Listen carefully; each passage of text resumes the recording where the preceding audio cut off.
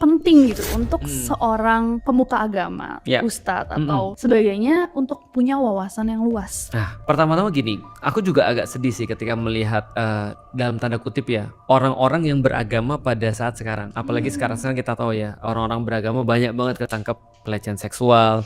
Terus kemudian kayak kemarin ada ya bukan hanya pelecehan seksual, sesuatu yang lebih buruk lah daripada itu ya. Dan ini setiap hari hampir menghiasi media kita sehingga kita melihat kenapa sih sebenarnya ini terjadi. Jawabannya sederhana sebenarnya, karena otoritas menurutku yang abusive.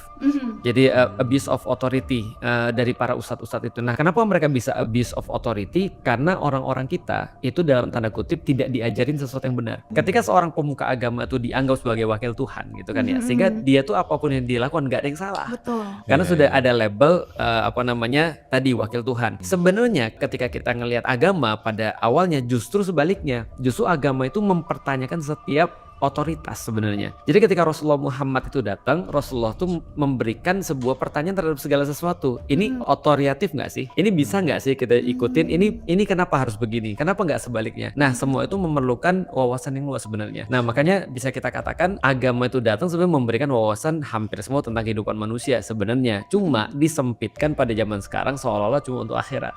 Seolah-olah untuk sesuatu yang bukan duniawi. Untuk apa? Untuk ngelak sebenarnya. Karena mereka nggak bisa jelasin tentang dunia kan. Keluar pokoknya begini, pokoknya kamu harus dengar, pokoknya kamu harus ikut. Nah, itu yang akhirnya melahirkan abuse of authority itu yang sekarang kita lihat. Itu sih sebenarnya kalau kaitannya dengan fenomena sekarang.